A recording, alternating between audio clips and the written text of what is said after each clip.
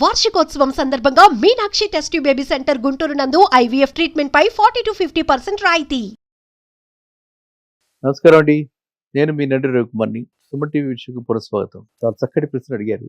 ఎంతోమంది పెన్షనర్స్, ఎంతోమంది నెలసరి ఇన్కమ్, ఆదాయం అంటే కష్టపడి ఖర్చు పెడితే వచ్చే ఆదాయం.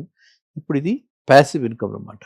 అంటే ఇది వాళ్ళ ఖర్చుల నిమిత్తం ఈ రకంగా బ్యాంకుల నుంచి ఆర్ ఇన్స్టిట్యూషన్స్ నుంచి డిపాజిట్ చేసి తెచ్చుకునేటువంటి ఎఫ్డీస్ ఉన్నాయా, బ్యాంకుల్లో నెల నెల ఇంత కావాలి అంటే వచ్చే వడ్డీస్ ఉంటాయా, అలాంటి స్కీమ్స్ ఉంటాయా అని అడగటం జరుగుతుంది. బ్యాంకుల్లో నెల నెల మనకి వడ్డీ కావాలంటే వడ్డీ ఇస్తారు. దాన్ని పేరు ఫిక్స్డ్ డిపాజిట్ అనమాట. అది టర్మ్ డిపాజిట్ రిసీట్ అంటారు. టర్మ్ డిపాజిట్ మనం ఒక 5 ఏళ్ళకి వేసుకుంటే 60 నెలలు మనం ఒక లక్ష రూపాయల డిపాజిట్ ఆంది కాబట్టి ఒక ₹1,00,00,000 వేసుకుంటే మనకి నెల నెల 50,000 చొప్పున మనకి వడ్డీ వస్తుంది. ఆ విధంగా మనం తీసుకోవచ్చు. 3 నెలలకు ఒకసారి వడ్డీ వస్తుంది. ఆ విధంగా కూడా తీసుకోవచ్చు.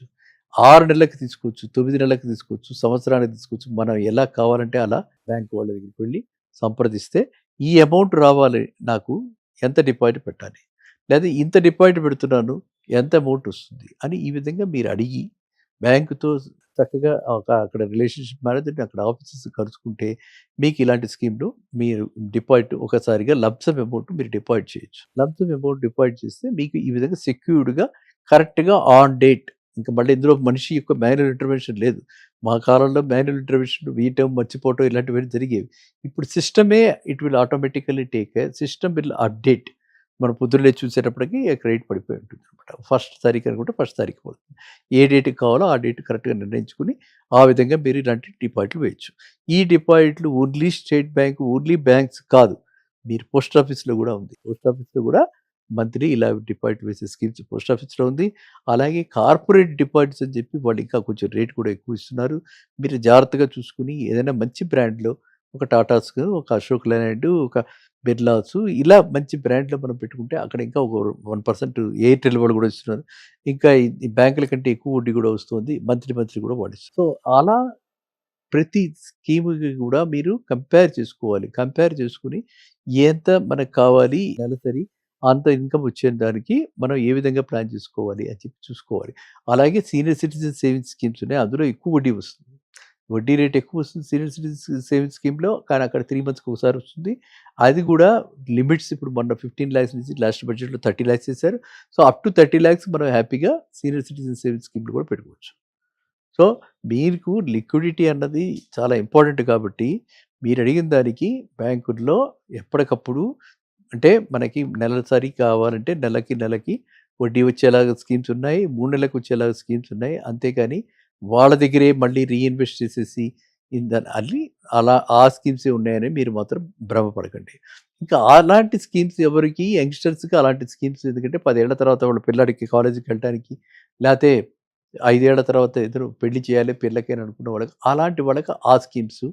నేను చెప్పిందంతా కూడా దీని మీద ఆధారపడి మనకి ఇన్కమ్, రెగ్యులర్ ఇన్కమ్ కావాలి అని అనుకున్న వాళ్ళందరూ సీనియర్ సిటిజన్స్ అందరికీ ఇలాంటి స్కీమ్స్.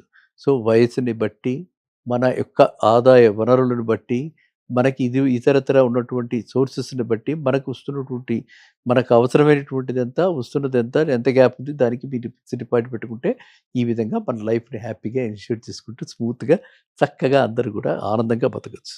అదేనండి అల్టిమేట్గా లైఫ్ మీనింగ్, ఎసెన్స్ ఏంటి, we should lead a happy life and make others happy.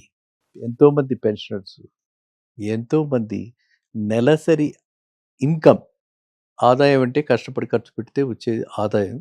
ఇప్పుడు ఇది ప్యాసివ్ ఇన్కమ్ అన్నమాట.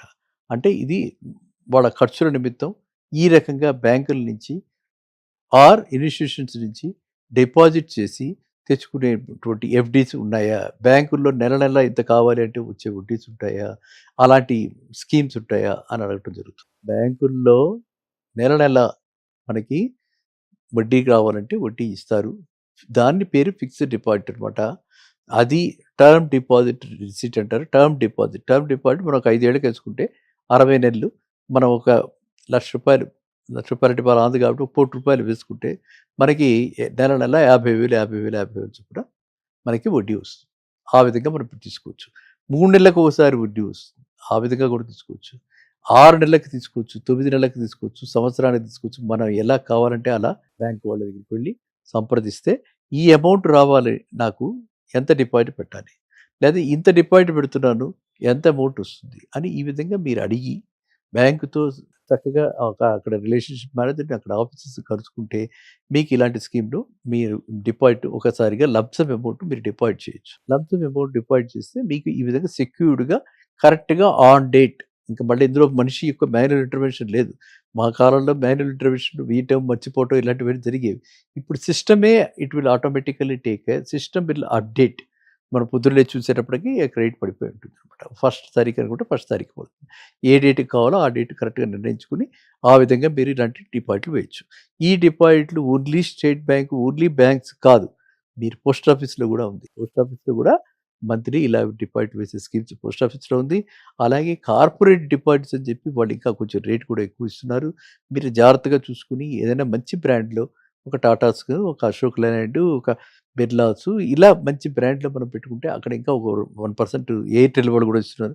ఇంకా ఈ బ్యాంకుల కంటే ఎక్కువ వడ్డీ కూడా వస్తుంది. మంత్లీ కూడా వాళ్ళు ఇస్తున్నారు. సో అలా ప్రతి స్కీమ్‌కి కూడా మీరు కంపేర్ చేసుకోవాలి. కంపేర్ చేసుకొని ఎంత మనకు కావాలి నెలసరి అంత ఇన్‌కమ్ వచ్చే దానికి మనం ఏ విధంగా ప్లాన్ చేసుకోవాలి అని చెప్పి చూసుకోవాలి. అలాగే సీనియర్ సిటిజన్ సేవింగ్స్ స్కీమ్స్ ఉన్నాయి. అందులో ఎక్కువ వడ్డీ వస్తుంది. వడ్డీ రేట్ ఎక్కువ వస్తుంది సీనియర్ సిటిజన్ సేవింగ్స్ స్కీమ్‌లో. కానీ అక్కడ 3 మంత్స్‌కి ఒకసారి వస్తుంది. అది కూడా లిమిట్స్ ఇప్పుడు మొన్న 15 లాక్స్ నుంచి లాస్ట్ బడ్జెట్‌లో 30 లాక్స్ చేశారు. సో అప్ టు 30 లాక్స్ మనం హ్యాపీగా సీనియర్ సిటిజన్ సేవింగ్స్ స్కీమ్‌లో కూడా పెట్టుకోవచ్చు.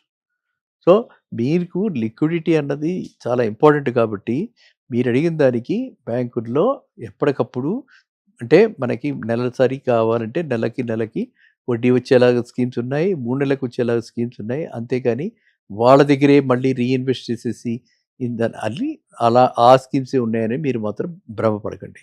ఇంకా అలాంటి స్కీమ్స్ ఎవరికి యంగ్‌స్టర్స్‌కి అలాంటి స్కీమ్స్ ఎందుకంటే 10 ఏళ్ల తర్వాత వాళ్ళ పిల్లాడికి కాలేజీకి వెళ్ళటానికి లేతే 5 ఏళ్ల తర్వాత ఇద్దరు పెళ్లి చేయాలి పిల్లకి అని అనుకున్న వాళ్ళకి అలాంటి వాళ్ళకి ఆ స్కీమ్స్ నేను చెప్పిందంతా కూడా దీని మీద ఆధారపడి మనకి రెగ్యులర్ ఇన్కమ్ కావాలి అని అనుకున్న వాళ్ళందరూ సీనియర్ సిటిజన్స్ అందరికీ ఇలాంటి స్కీమ్స్. సో వయసుని బట్టి మన యొక్క ఆదాయ వనరులను బట్టి మనకి ఇది ఇతరత్ర ఉన్నటువంటి సోర్సెస్ని బట్టి మనకు వస్తున్నటువంటి మనకు అవసరమైనటువంటిది ఎంత వస్తున్నది ఎంత గ్యాప్ ఉంది దానికి మీరు ఫిక్స్డ్ డిపాజిట్ పెట్టుకుంటే ఈ విధంగా మన లైఫ్ని హ్యాపీగా ఇనిషియేట్ చేసుకుంటూ స్మూత్గా చక్కగా అందరూ కూడా ఆనందంగా బతకచ్చు. అదేనండి అల్టిమేట్గా లైఫ్ మీనింగ్ ఎసెన్స్ ఏంటి, we should lead a happy life and make others happy. ఓకేనా? మళ్ళీ కలుద్దాం. నమస్కారం.